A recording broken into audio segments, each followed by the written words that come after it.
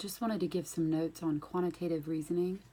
In this graph, you see here, you've got your x-axis, and you read your graph from left to right when you're reading your x-axis.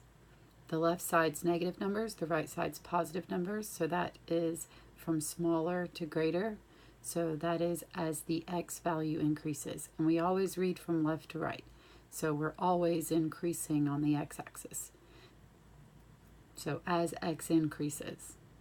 Then you look at what is the y value doing as x increases. You can easily tell what the y value is doing if you trace the line with your pen or pencil or finger. If your line is going down, then the y values are decreasing. See, you can tell the y values here are going from positive to negative. Then I have a minimum point, and then they start increasing again because the line segment starts to go up. So in this example, as x increases, the y values are decreasing, then increasing.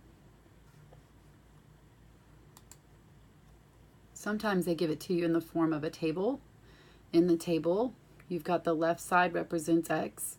So here you can again see that x is increasing because the numbers are getting bigger. Then you've got the right hand side represents y. You can see that the distance in miles is going from 0 to 0.4 to 0.8 to 1.2 to 1.6. So the distance ran is increasing. So as x increases, y increases. As the time is increasing, the distance is increasing. Here, this is asking which graph could represent the amount owed on a car loan as regular payments are made each month. Well, what do you expect to happen to your loan, the amount you owe the bank, as you make payments?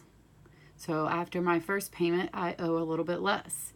Then after my second payment, I owe a little bit less. So you can see that the y value represents the amount owed. So we expect the amount owed to go down over time.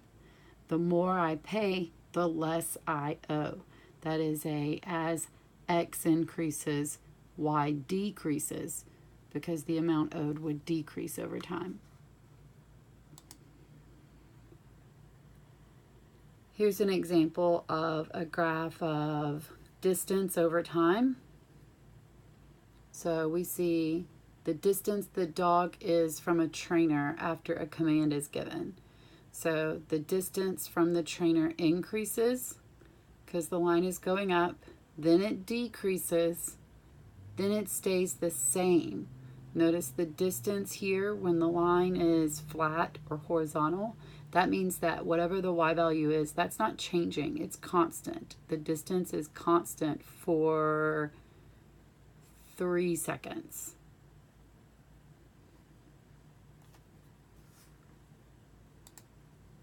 Here you're just comparing two climbers' heights. We can see that one climber climbs, stops climbing here because the height doesn't change, then continues climbing before coming down.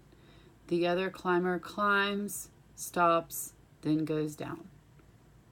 They both rested on a wall, and if you look at how long from left to right this segment is, that would tell you for how much time they rested.